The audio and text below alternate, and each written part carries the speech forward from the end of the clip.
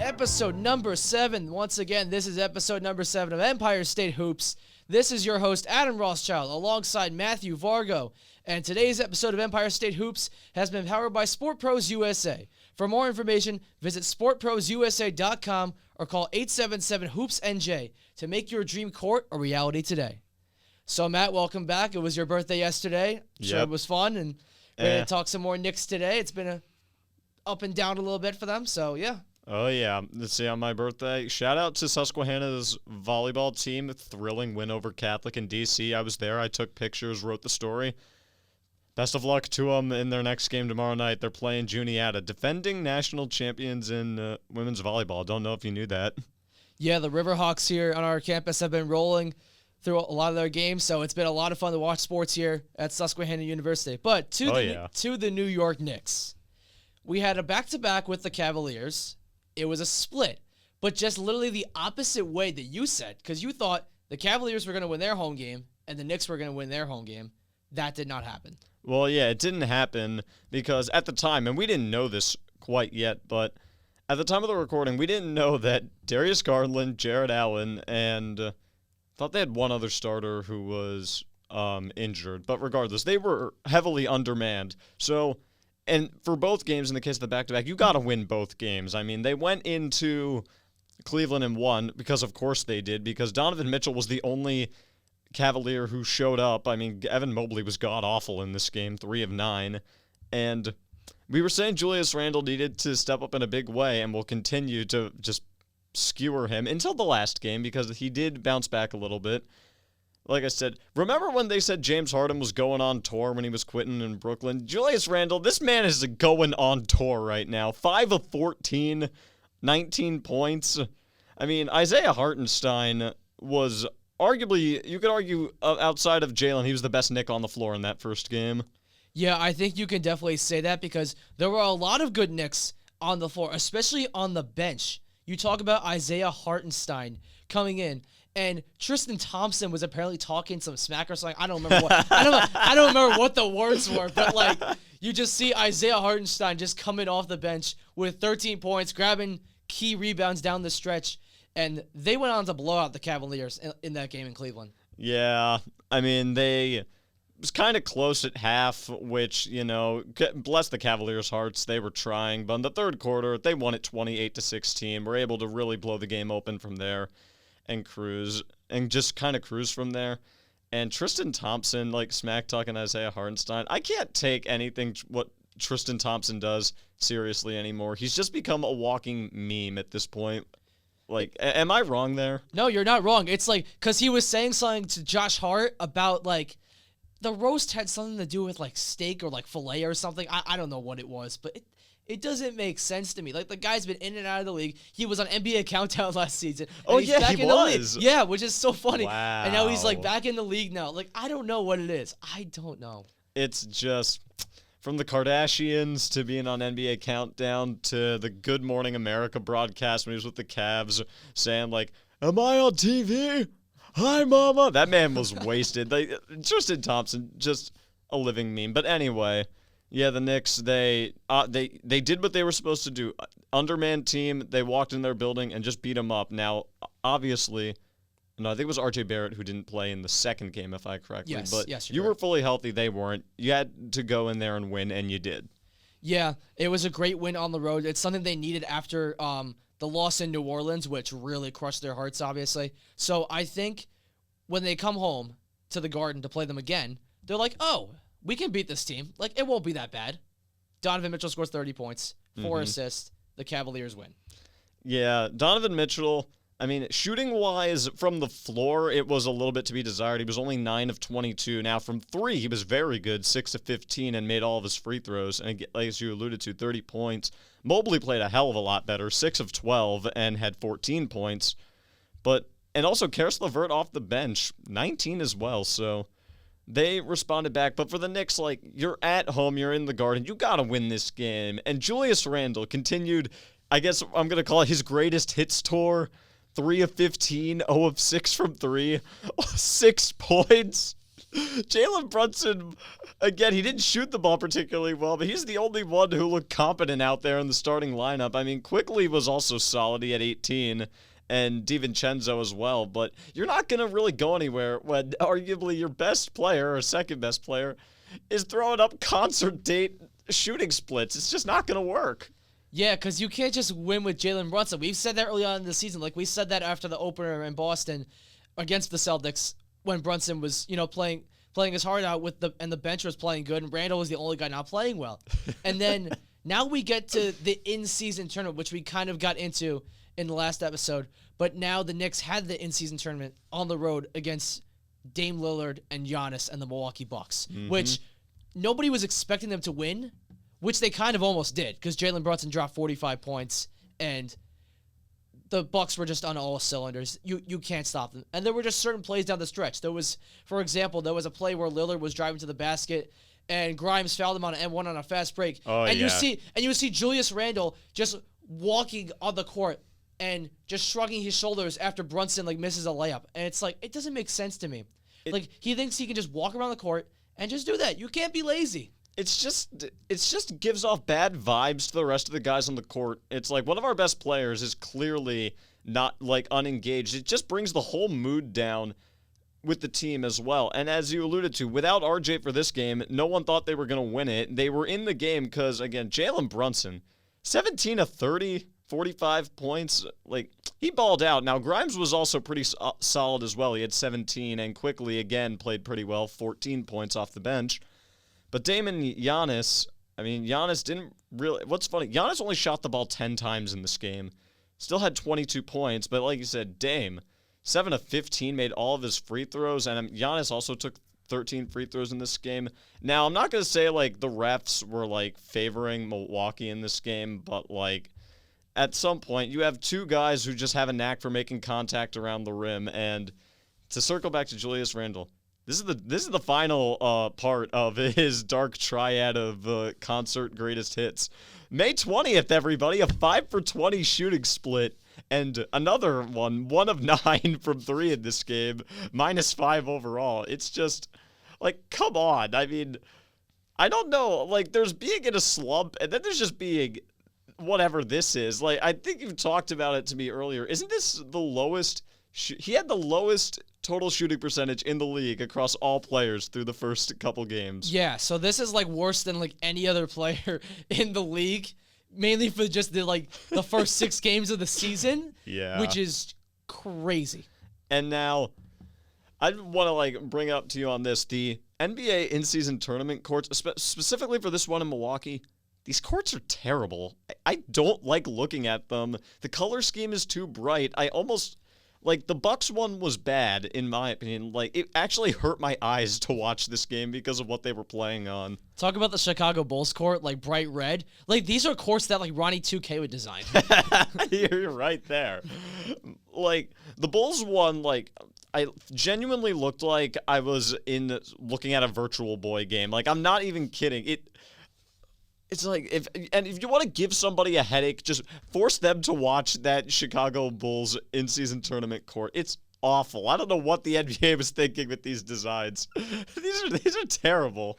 Yeah, I wish they kind of had a better thought about it. It's kind of like the situation with the All-Star game, which we'll get to in the future months. But that was kind of a thing also with changing that up. So if this is something they need to change up, it's something they're going to have to do. You want to know what I think they should do to change it up? Remember back in the day, you had for the NBA Finals, you had the Larry O'Brien Trophy in the middle of the court. I wish they had that still. Yeah, I wish they had that still.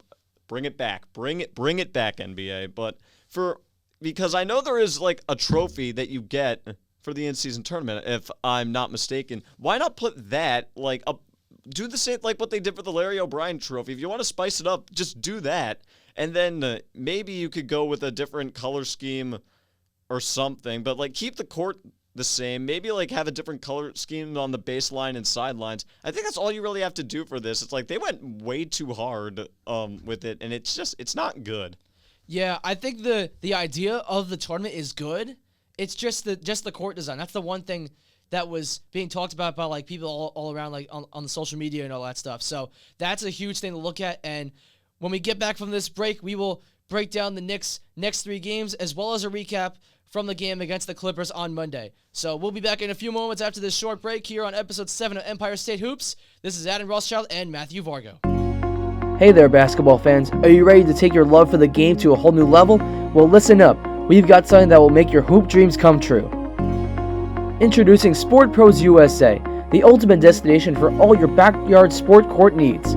Whether you're a diehard Knicks fan or just looking for some slam dunk fun with your family, Sport Pros USA has got you covered. Picture this, it's a sunny afternoon in New York, and you step out onto your very own custom-built backyard basketball court. The court where legends are born and memories are made. A court where you can unleash your inner baller and shoot hoops like your favorite Knicks players. But it's not just about basketball, it's about family, friends, and fun.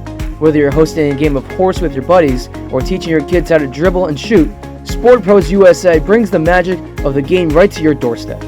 Our courts are more than just a place to play. They're a place to connect, bond, and create unforgettable moments. And with Sport Pros USA, you can have it all, right in your own backyard. We're not just building courts, we're building dreams. Dreams of buzzer beaters, comebacks, and endless laughter. So why wait? Give us a call at 877-HOOPS-NJ or visit sportprosusa.com today to start designing your very own backyard basketball court.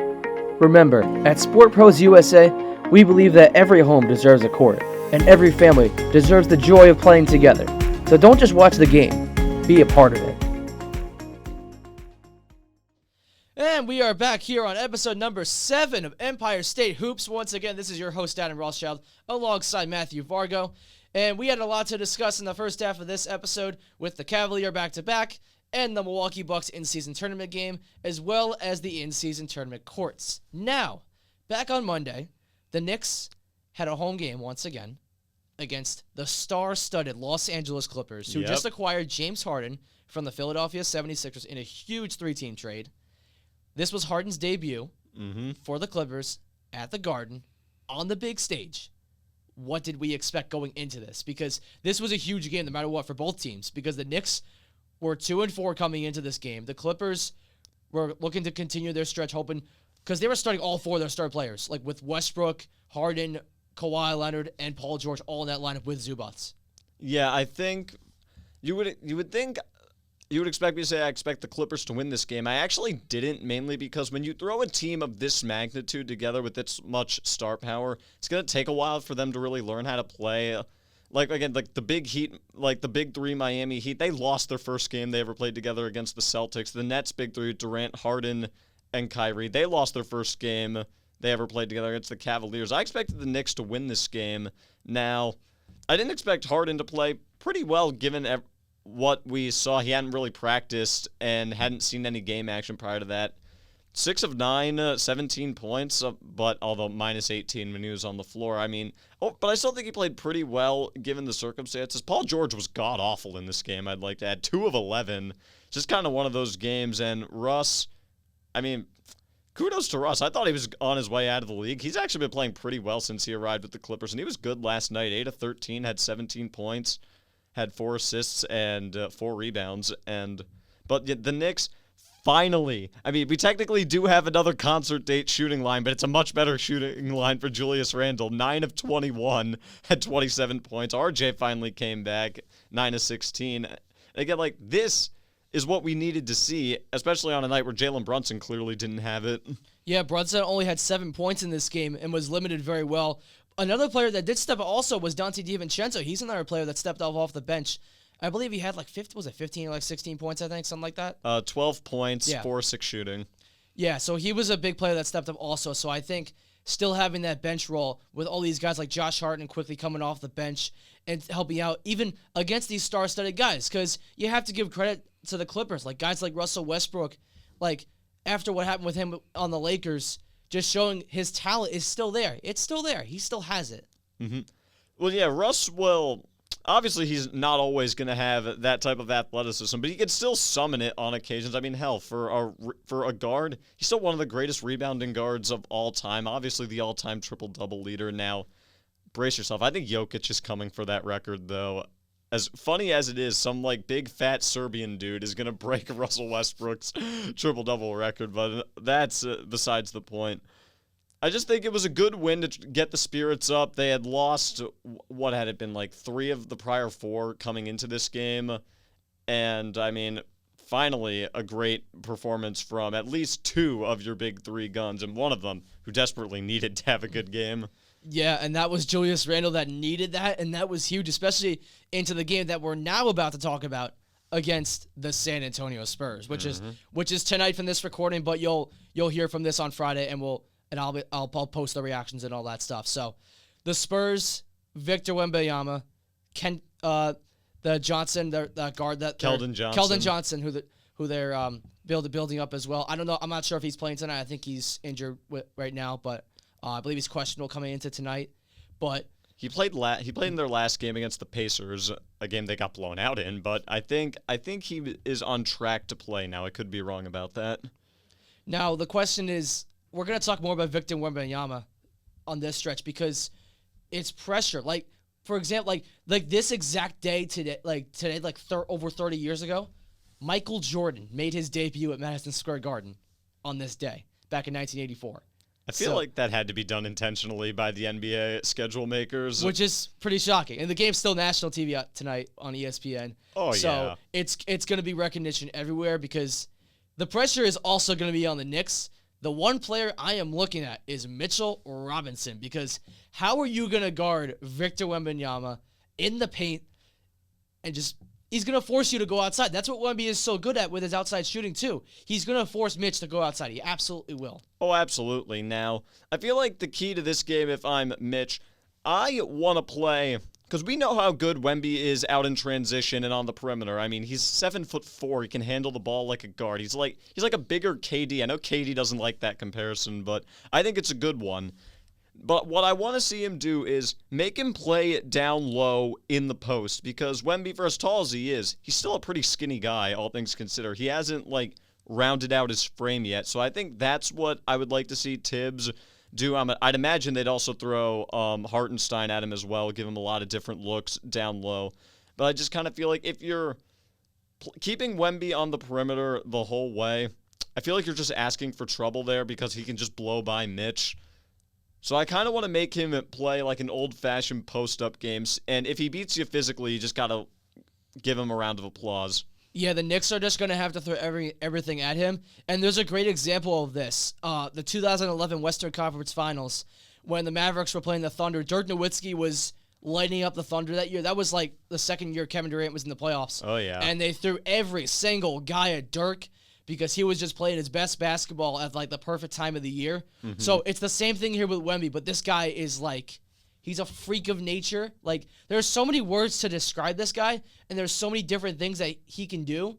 So the Knicks are just going to have to throw everything they can at him. So I would also expect Jalen Brunson trying to draw charges, because that's something he's good at. If you put him in front of Wemby trying to draw charges, that's something that can help also. I think if on defense, especially in this game, you also want to keep, as you alluded to, especially on Wemby, I think the key is to get the ball out of Wemby's hands most of the way. Now, I'm sure Pop is going to give him the ball nearly every possession and let him work, because the rest of the Spurs roster, it's very unimpressive at the end of the day. I know Keldon Johnson, he's shown flashes, but how good can he really be on a contending team? I still think he'll be around as the Spurs kind of evolve over the coming years around Wemby, but everybody else on this roster, like Doug McDermott, Creighton legend Doug McDermott, I might add, but it's still Doug McDermott at the end of the day. But I think if you're the Knicks, again, it's on national TV. You got Wemby, you got the mecca of basketball, you got the Garden, it's on primetime. It's time to show up and ball out, because at the end of the day, you are clearly a better team, at least on paper, compared to the Spurs. Oh, absolutely. The Knicks should be 100% favored in this game, but despite Victor Wembanyama and the Spurs, because there's so much to look at here with the national TV. The spotlight is everywhere because it's the Garden, so there's going to be a lot to look forward to at this game. In the meantime, the Knicks' next game on the schedule will be against the currently 2-4 Charlotte Hornets, with rookie Brandon Miller and, of course, LaMelo Ball they've had a struggle so far to start the year, but I wouldn't see the Knicks losing this game. You can. It's hard to say that, but it's the Knicks. You never know, because it's the Charlotte Hornets. I believe we split with them last year. I forget, but I don't remember. It doesn't even matter though. It's a new season. How do they beat Charlotte? I love that. It's the Knicks. It's like, to quote Stephen A., it's always something. It's always something with these Knicks.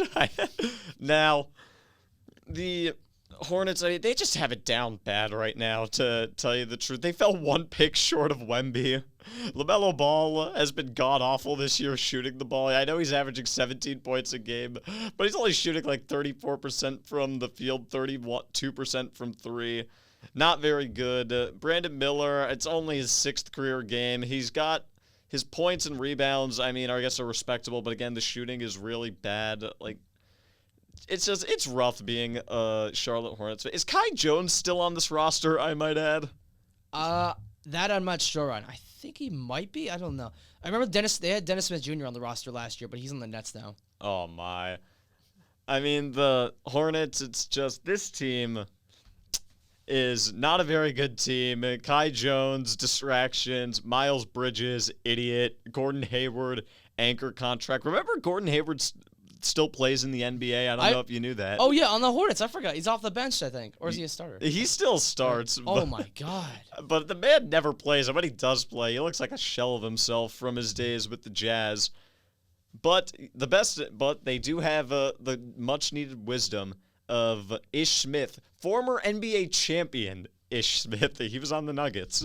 Yeah, Ish Smith, I believe he was with the Wizards halfway through he got traded at the deadline last year to the Nuggets. Yep. I forget what the deal was, but he's a good role player, but still the Knicks, they should have the upper hand in this game. Playing against a team with a bunch of young guys, I don't see a reason why they don't win this game. You got to win this game. The Hornets are coming off losing by 6 to the Mavericks. I still think the Mavericks are playing a little bit over their heads right now. I still don't think they're 2nd seed in the West good. And they've also lost to the teams of the Rockets and the Nets. So they're not a great team. You got to find a way to win this game. You got to win this game by at least 15 points to be satisfied, which what I would also assume is that your big guys show up if you're going to win that way. Yeah, and that's what's going to have to happen in this game. They're just going to have to go right at it and just blow these guys out. That's what you have to do to a team like the Charlotte Hornets. So the Knicks have to win games that you have to win, and this is going to be one of them. Also, kind of lower the minute totals, too, because some of these guys are already, to start the year, very high up in minutes, like Randall Brunson and Barrett when he has played. Yeah, that's the thing. The bench should be in there more often in certain situations, and just keep the starters in down the stretch, in the fourth quarter in crunch time when you need them in there. Speaking of crunch time, the Boston Celtics. Oh, yeah. The Boston Celtics. They're good. We lost to them on opening night. Mm-hmm. Now we got to go into their house to finish this 10-game stretch of toughness. So, what is the strategy? How do you guard Porzingis? How do you lock down Holiday, Jason Tatum, Jaylen Brown? What do you do with these guys? Because they balled out in the Garden at our place on opening night. Do we have to embarrass them at their place? I don't think you have to embarrass them. You just got to win the game because, as you said, this Celtics team is pretty friggin' good to start the year. Jaylen Brown in that first game, he did not play particularly well. It was Porzingis and Tatum who were the guys working Mitch and the Knicks' perimeter defense. And I know Drew Holiday didn't score a lot in that game, but he was also dominating on the defensive end.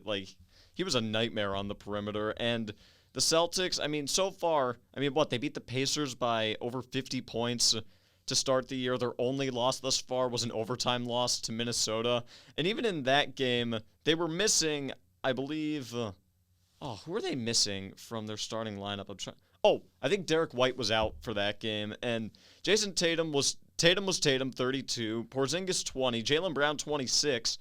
And they still only lost this game by 5 points because Anthony Edwards went God mode in OT. He had 38 points. So you don't have to embarrass them. You just got to get a win because these guys so far look like they should be the favorites to win the NBA Finals. Yeah, that's how it seemed so far for the Boston Celtics. It's been a pretty simple schedule for them. Like we mentioned games like Minnesota, even though that was a loss. It's games like that. Like Boston has to win games they have to win. The Knicks, it's the same situation. But is there a player that we think should stand out in this game? I think Julius Randle should be one of them after his poor performance on opening night. I think the player to watch should be R.J. Barrett because Barrett has been playing very well to start when he has, barring the games where he was out. But I want to see particularly on defense, I want to see his assignment. You're going to put him on, he's going to be guarding either Tatum or Brown, maybe a combination of two throughout the entire way because if you got to contain at least one of these guys because if both of them go off, you have no chance unless Brunson can match them with like a 40 to 50 piece or something, which I don't think can happen because Boston is still very stout defensively. So, in my opinion, I think the player to watch for this game is Barrett. Yeah, I would say that too, honestly, because of the stretch that he's been on, he's been averaging close to like 18 to 20 points a game. We've seen this stretch, despite missing the 2 games, he's been really consistent with his scoring through the first 6 games. Yeah, I actually pulled it up right now. 22 points, 3 rebounds, 3 assists, 44% from threes. So he's kind of on a 3-point hot streak. So he's got to be great on 2 ways. Drop 25 and play good defense on the perimeter. I feel like that's the key to if the Knicks want to go into this, because this game will be in Boston, I believe, right? Yeah, in Boston. Yeah, that's what they have to do if they're going to beat that team in their building.